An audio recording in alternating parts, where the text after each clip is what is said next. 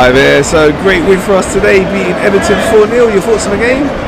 Well, they were a bit slow to start with Arsenal, and Everton were wasting time, particularly Pickford, with the slightest thing and taking forever with goal kicks.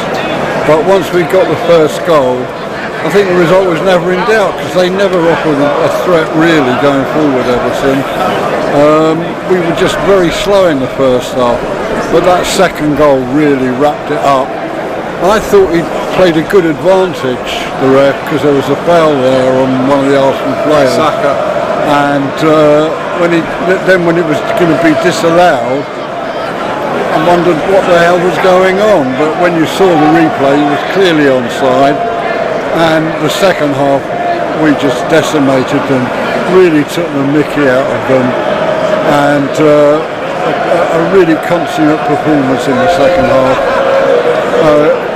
They had no ambition, Everton, other than to keep the score down, and once we had the second goal, the second half, they just didn't know what to do. They couldn't defend anymore and they couldn't attack.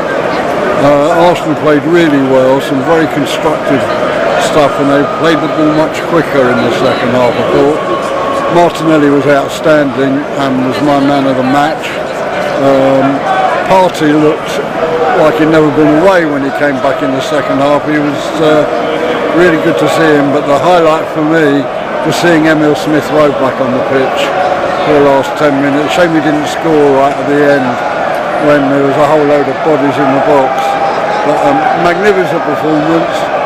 This game in hand is the one we've been holding over Manchester City since September. Yeah, we've got a game in hand, but you've got to win it.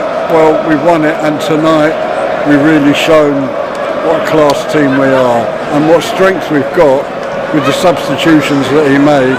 And it was interesting to see Tierney when he came on playing like Zinchenko, coming inside the inverted fullback instead of bombing down the touchline like he did when he first came here. But it worked, and they look like champions in the second half tonight.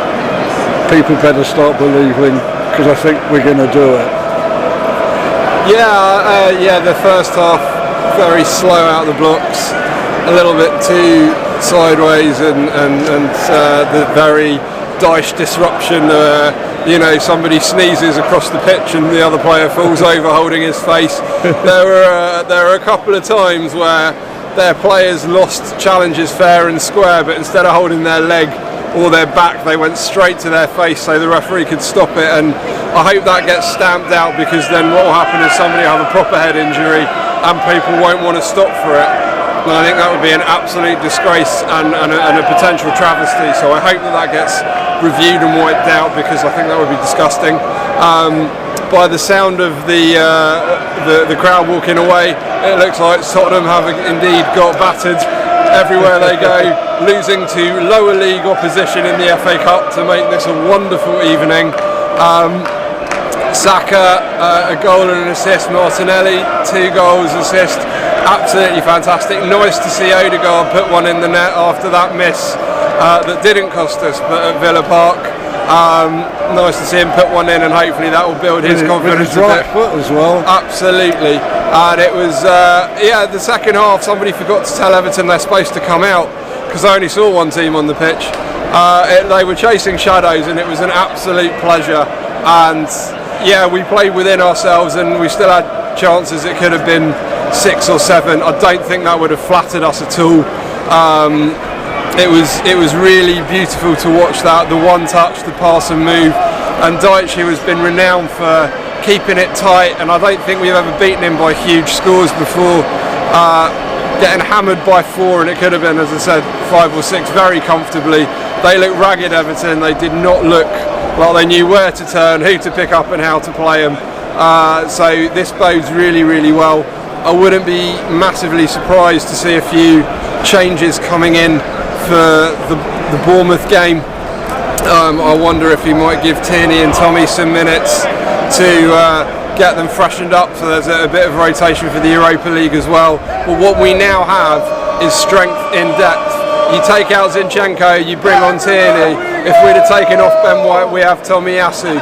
You take off Jorginho, you bring on Partey, obviously Partey's first choice.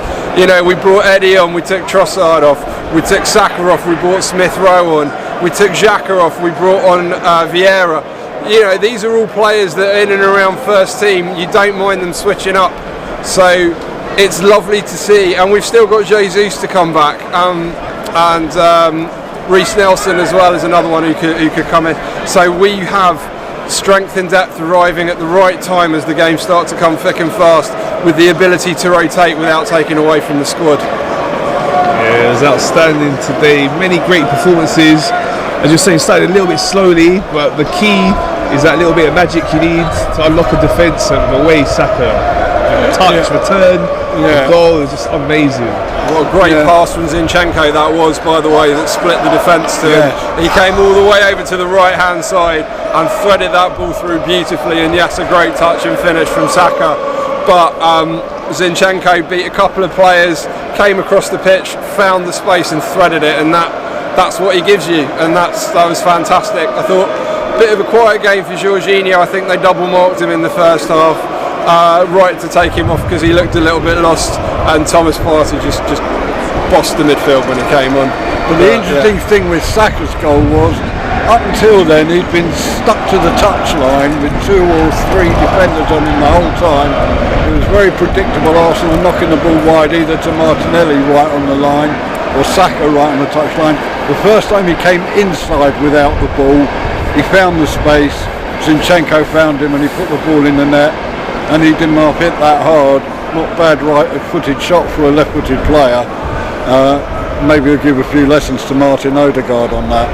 But no, they certainly changed things up in the second half and were far more inventive, Arsenal, off the ball, making more spaces and making more players available. And Everton just didn't have an answer to it. I'm not sure, I didn't hear it. Was there a fire drill in the away end? It looked really empty at the end. But it was also nice to see England's number 1 get a touch towards the end of the game, because all the other action was of course in Pickford's goal, and you know, with 4 of them going past him, I definitely think now maybe that Gareth Southgate's got to give serious consideration about where the England number 1 shirt should go. Fantastic save at the end there, Ramsdale. I know it was 4-0, I know the game was done, but that clean sheet and the whole back unit, that desire not to concede, absolutely fantastic. Very strong winning mentality, and that's what you want to see, that every minute counts, that every shot counts, that every tackle counts, and yeah, I mean, I wouldn't be surprised if Everton hit the drop and I won't cry one tear for it. I will laugh very hard, but absolutely brilliant performance. You can only beat what's in front of you, and you consider, was it 3 weeks ago when we went up to Goodison and we laboured, couldn't do anything, and we absolutely tore them apart here. It was such a golfing class, and well done Arsenal, and we are top of the league.